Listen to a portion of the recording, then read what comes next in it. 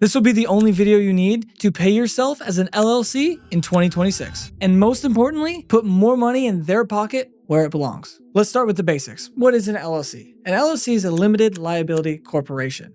And most people set one up so they can take advantage of some of the tremendous tax strategies and loopholes that are available to those that have an LLC versus those that don't. See, most people think that the tax laws in America were written for the rich, but the reality is they were written for business owners. And what do all rich people have? Businesses. Now here's the trick. Who can start a business? Anyone. All you have to do is you go online, you apply for an EIN number, and you incorporate on any one of a number of free sites. I use LegalZoom, but there's many sites out there. You can get your business LLC set up and going. Setting up the LLC in the legal structure is step one. Step two, you have to get a bank account. Once you have your LLC set up, you go to the bank, you open a business bank account, and then you can deposit money and you have started your business. The next thing most business owners do is they get a business credit card so they can put all of their expenses and track spending for the business. Now, here's the mistake most people make. They think, I'm going to go through these few steps,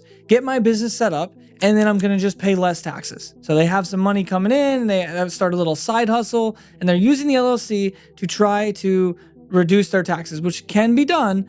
But if you don't do it in the right way, you create massive headaches for yourself down the road. Most business owners, when they start doing this and combining the personal expenses and the business expenses together, they end up having this mess at the end of tax time or at the end of the year come tax time. So most business owners can face a mess come tax time, an unexpected tax bill, or face the situation where you have to hire somebody to come in and clean up your mess.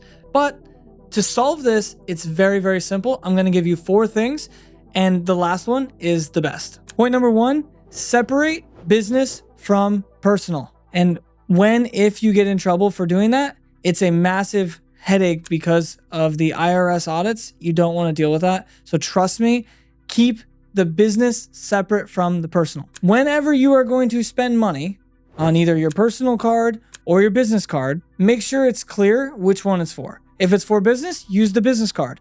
If it's for the personal, use the personal card. This will make it super easy because you can log into either account and they're already separated. So only use the business card for business and the personal card for personal. This way, you don't have a mess come tax time, you're getting the right deductions, and you don't ever have to worry about getting in trouble from an IRS audit. The second point, be honest with your taxes. I meet people all the time, business owners that are excited and maximizing their deductions. They're doing everything right, and then they push it a little bit further. And my advice or my opinion, whenever I speak to these people, it's like, well, maybe you're saving a little bit of money in taxes, but that's a very dangerous game to play because I know more than one business owner that has done that. And then over time, they get to this point where they're behind on their taxes. And I've seen people have jail time. I've seen people get huge fines, and it's really not worth it. Just be honest, do the right thing. The tax code is written for you as a business owner. You don't have to lie.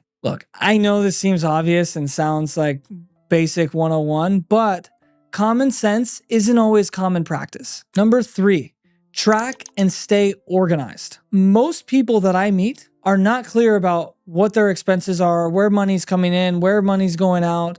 And when you start tracking and being organized about your finances, that's going to help you save more, pay less in taxes, and give you so much less of a headache. It'll give you better sleep at night. Let me give you an example. I met a woman recently who had a very successful business, but with all the clients coming in and out, she had a bunch of different subscriptions that she didn't really understand what she was paying for. When we looked at and we started tracking, it turns out, I don't know how, but the Netflix subscription was coming on the business credit card, and this person also had a Netflix subscription on their personal card. So it's just an extra Netflix subscription floating around, and they think they're getting the deduction on it, which they are, but it's a waste. So simply by tracking, that's going to help you keep more money, but it's also going to make sure that when it comes time to file your taxes, both personal and business, it's easy, it's efficient, it's not stressful, and ultimately, of all the financial tips I could give, that's one of the best ones, except the point I'm about to give you next. When it comes to tracking and being organized with your expenses, I get asked the question all the time, well, how do I do that? There's certainly many different softwares. At our companies, we use QuickBooks. No, I'm not affiliated with them, not promoting them, but that's what we use.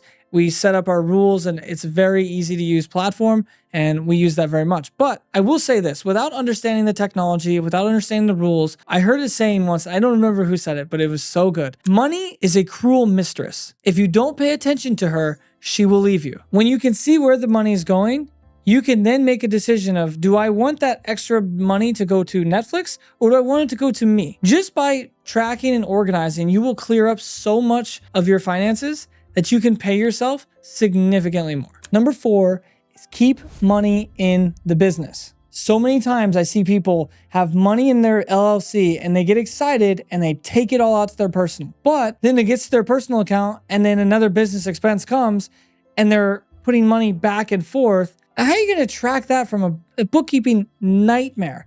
Okay, the reason I save this point for last is because the businesses that succeed have cash, right? If a business has no money, you have no business. So if cash flow is king, then keeping cash in the business keeps the business going. This whole video was made about how to pay yourself effectively as an LLC in 2026. Well, the reality of 2026 is technology is changing. The subscriptions you have today are not the subscriptions you'll have 6 months from now. And the team you're working with today might not be the team you're working with 6 months from now. And the only way to keep in business and have options of how much you're actually going to pay yourself versus other people is to have money in the business. Be responsible, keep liquidity, and don't take too much out of the business. I see this strategy on social media where they say, oh, pay yourself a salary so you can reduce your personal taxes versus your business taxes. Well, here's the reality of it. If you pay yourself a salary, then you have W-2 wages. You have payroll taxes, you have other expenses that you have to include in your business, but let's put that aside. Let's just focus on you personally. So you get this money as a W-2. Well, a W-2 doesn't have the same deductions as a K-1 or distribution/owner's draw. And so you're going to be paying taxes based on the amount of money that you have on the W-2. The business may get the deduction, but remember, when you have an LLC, the LLC is what's called a pass-through entity. So if I have $100,000 in profit in my LLC, and I would say, you know what? I don't want to pay taxes on $100,000 because that's too much. I want to reduce my taxes. Well, these social media advisors will tell you, okay, pay yourself a salary of $50,000 a year. So then the business only has to pay taxes on $50,000 instead of $100,000. Sounds great. You're getting deductions. People love to get tax deductions, but I love to just not pay their government in legal ways and put the money actually in my pocket. Because you get this $50,000 deduction, what do you have to pay when you take that salary as the personal? You guessed it, income taxes on the money that you received. So you're not reducing your tax burden. You're moving the tax burden from your business to your personal, which your business is a pass-through entity, but it's like mental masturbation. In summary, keep the business and personal separate. Run the business like a business. Run the personal like the personal. Number 2, be honest. When you start lying, that's when you're asking to get in trouble and nobody wants to deal with any headaches from the IRS. Believe me. And number 3, track and stay organized. Most people, if they just saw what they were spending, they would be able to correct those habits. If they just saw, I'm giving hundreds of dollars to this company I haven't used in months, they're going to cancel that subscription. And that hundreds of dollars that's going to the other companies is money that comes right back into your pocket where it belongs. And number 4, keep money in the business. As long as you have money in the business, you have options of things to do with it. You can either pay yourself, you can set up different tax strategies, which we'll talk about in another video. But if you don't have money in the business, you don't have any options of what to do with it. And everyone's worried about avoiding taxes. If you have no money in the business, then you're not going to pay any taxes. But even though you're not paying taxes, which is what everyone wants to avoid, you still have no money. I'd rather pay taxes and be rich than not pay taxes and be broke. If you found this video helpful, make sure to like and subscribe. If you have any questions, make sure to put them in the comments and our team will answer them for you. I'll see you in the next video.